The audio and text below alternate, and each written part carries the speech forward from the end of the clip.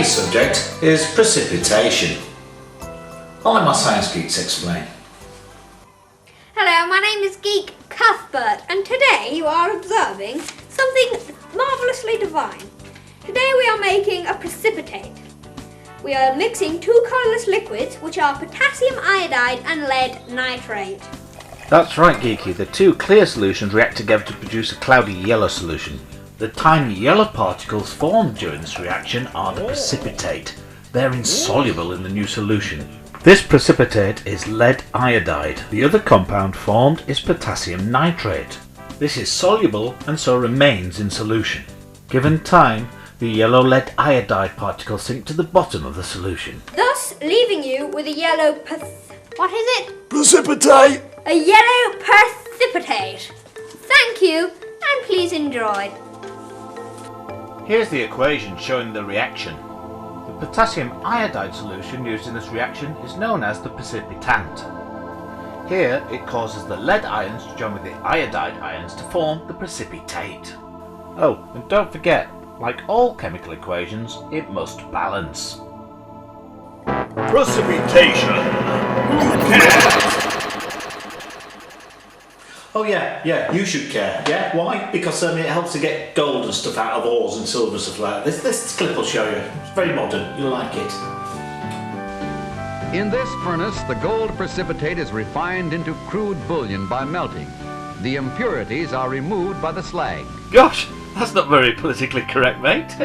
Anyway, first of all, some of the gold-bearing rocks have to be mined. All these rocks are then crushed and pounded into a fine sand. Water everywhere, and not a drop to drink. But what you see going into that tank is gold-bearing sand.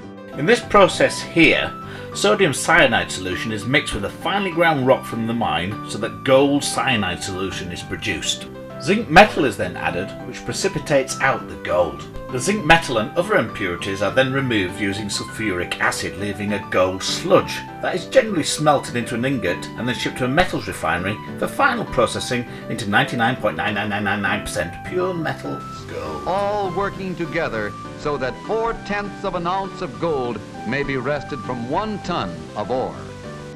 Still not convinced? Well, it's very useful in treating wasted water.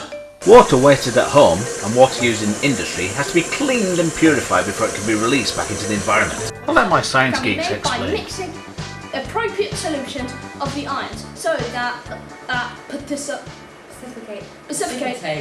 precipitate is formed. Okay, same word. I really just hate this word. Precipitation can be used to remove unwanted ions from solutions. For example, treating water for drinking, or treating it in treating elephants.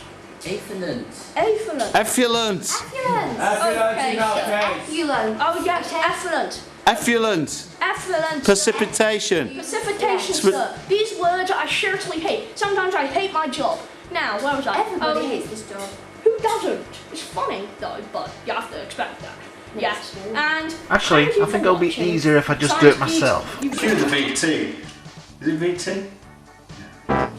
Chemical precipitation is the most common technology used to remove dissolved ionic metals from solutions such as processed wastewaters. Here's more modern footage. Alum is often added to the water. This forms a flaky precipitate. The ionic metals are converted to an insoluble form by the chemical reaction between the soluble metal compounds and the precipitating reagent. The particles formed by this reaction are then removed from solution by settling or filtration. Precipitation can also occur when you boil a kettle. If you live in a hard water area, precipitate is formed inside as the water's heated. Yes, there's lumps of stuff floating around in your tea. These precipitates can even clog up your washing machine. You've got to be careful, decalcify it every now and then. I decided to investigate if there were any precipitates being formed in my kettle when I boiled it. I cunningly designed an intricate filter system out of an old tea bag that didn't actually work, but I still found lots of things floating in the water. Wow, got that precipitate from that. Hard water contains dissolved compounds, usually made of calcium or magnesium. There are two types of hard water. Permanent hard water remains hard when it is boiled. However, temporary hard water is softened by boiling. Temporary hard water contains hydrocarbonate ions that decompose on heating to produce carbonate ions which react with calcium and magnesium ions to form precipitates. That's scaly stuff to me and you. So there we have it. Look at all that stuff in there just from one kettle. But don't worry, I mean it's actually quite good for you. It's good for your bones and it's good for your teeth because of the calcium in it, and apparently it can also guard against heart disease, so could be worse. Bad for your washing machines though, and coffee machines, that type of thing. You've got a posh one like that.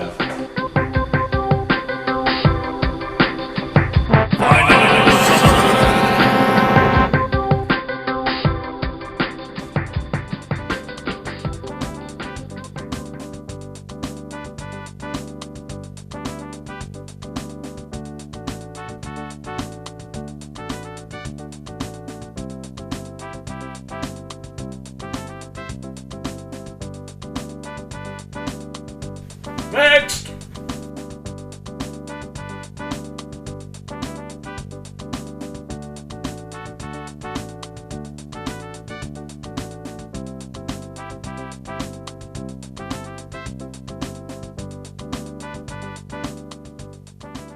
Next!